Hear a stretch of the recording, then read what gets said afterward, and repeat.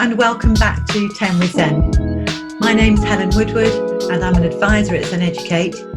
Today my guest is Nancy Hay, Executive Director of What Works Wellbeing. Welcome to 10 with Zen, Nancy. Hello, great to be here. Thanks for having me. Nancy, you have a background in the civil service, in particular leading learning to support policy development. You've been a private secretary to 2 government ministers as well. Yeah, that's right. So first of all, do tell us briefly about What Works Wellbeing. So the What Works Centre for Wellbeing is the UK's national body for policy, wellbeing policy, practice and evidence. And we're working to understand what organisations can do to improve wellbeing. So organisations in the public sector, private sector and in civil society. Okay, that's great. So what we love about What Works Wellbeing is the commitment to developing and sharing evidence-based work. And I know you use this to improve decision making, as you said, with government, business and with charities. So what does the evidence tell us about how school leaders can support their teams? It's a great question. So we work with employers in all contexts to understand what they can do to improve wellbeing. And what's exciting is they basically have understood and committed brilliantly to the wellbeing of their staff and their customers in many cases. And what can they do is now the question. And so the first thing I would say is know your people and know your context and know how the drivers of wellbeing play out in that context. So don't need to avoid being persuaded to do something just because another organization has chosen to do it or someone's trying to sell you something. Thinking about actually what do you need in your context. So that could be you've got different people of different ages, or you've got a circumstance that how do you keep people safe in this context, both physically, emotionally or financially, for example. People work for people.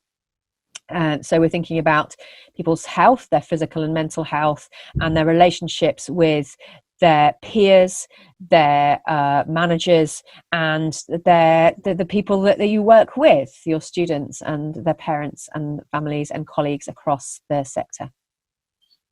That's really helpful. So there's a big emphasis there on actually being specific around your context and not just kind of treating it like a buffet and saying, oh, well, they do that, so we should try that. Yeah, we wouldn't do that in our teaching, right? So like, why would you do that in your staff wellbeing things as well? So, and it's possible that we don't know quite as much in some areas as we do in educational attainment, but we do know quite a lot and lots of things work, but knowing what's right for your people in your context is really important. Okay, that's helpful. Thank you. So what does the research tell us about caring for our own positive mental health? Because a lot of people are concerned about this at the moment for obvious reasons. So what can we do to help take care of ourselves?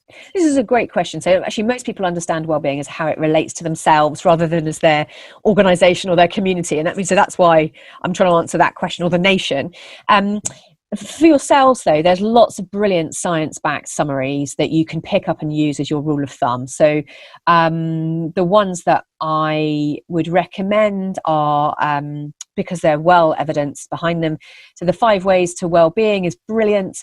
These are not necessarily the most important things, but they are the 5 things that you can do. So connect, be active, keep learning, take notice and give. And for young people, they switch out give for be creative and play. But they're just 5. You can do that as an adult too. In fact, we saw that sort of being creative was very helpful coping strategy, reading and things like that during the pandemic. And certainly sort of things like being active outdoors is classic, has been really a really effective coping strategy, as has working, interestingly. And then there's other ones as well. So Action for Happiness have Great Dream, and they have their regular monthly calendars, all evidence informed behind them. Or there's one that I'm a big fan of. It's been used in South Australia as the whole state, which they use PERMA Plus. And this is, again, a rule of thumb that is quite nice. So PERMA is positive emotion, engagement or flow, relationships, meaning and achievement. And we'll come back to those, I think, a bit later on. And the plus bit is your physical activity really makes a big difference. What you eat and drink, so your fruit and veg, and sleep, and then optimism as well is their plus, so getting enough sleep. So those sort of science-backed drivers. There's also some great online platforms that with really very thoroughly evidence-based informing. So I advise on Public Health England's Every Mind Matters campaign, which you can get your own mind plan, and millions of people in the country have done so. Or Student Space, which is the one for higher education students. I didn't know about either of those, so that's really helpful. Thank you. Now, my last kind of big question is: there's lots of talk about the need to do wellbeing with children and young people before they can be ready to learn. But I'm interested in what the research tells us, because I accept that we all need to be in a good emotional state to be able to learn. But does it actually completely preclude us from being able to learn? I really think this is a great question, and we get quite confused here. So do well-being, I'm not quite sure what that is. It's kind of something that's throughout. There are some things that are more specifically well-being activities, and they could be about making sure everyone has breakfast in the morning, or they could be social emotional relationships learning. One of the things I would pull out, if you've heard from my sort of five ways to wellbeing and other ones, is that learning and achievement and flow are all things that help us with our well-being. So it's also about not always being happy all the time. So we have this conundrum where having a job is important for well-being, but one of the places we're least happy is at work. And so but we're not always happy at work, and doing hard things well, we're often in that learning pit, and we get through that learning pit with good support, good feedback, and that learning and achievement and growth keeps us and helps us build our well-being. So I think they can be complementary. So there is something there about actually being engaged in learning, being involved in that, and that sense of flow, and actually kind of building our competence and our skills in being able to struggle and learn is good for our sense of achievement and confidence and well-being. It's not normal to be happy all the time, right? There's lots and lots of positive emotions available, and I think as long as we get that balance right, and we do notice negative emotions more strongly, like 3 times as strongly, and so you do need much more positive emotion around, but that positive emotion can just be contentment and calm and shared interest. That's really good too. And I didn't know that we feel negative emotions more strongly. Actually, that's really interesting. We notice them because they help keep us safe, right? And that's quite important. Yeah. I'm smiling actually, because I remember when you did the lunch and learn for us at Zen, I remember one of your children saying, and we push those bad feelings down to our toes. And I thought that was so great. We say that at home now, actually. We are all practicing this at home, pushing those bad feelings down to our toes, Nancy. And that's partly what being outside and being physically active helps do, is these emotions are just information. They help us understand what's going around in our world and helping us. So that's all. These are social emotional skills. So are we aware of our emotions? Do we know what to do when we feel them? And how can we learn from them? And how can we use them to help us learn? How can we use them to help us succeed? Yeah. And that's a really interesting idea. The idea that actually we can become, we can learn about our emotions, and we can learn to manage our emotions. And we can learn to notice them and be present with them, but not necessarily be overwhelmed by them.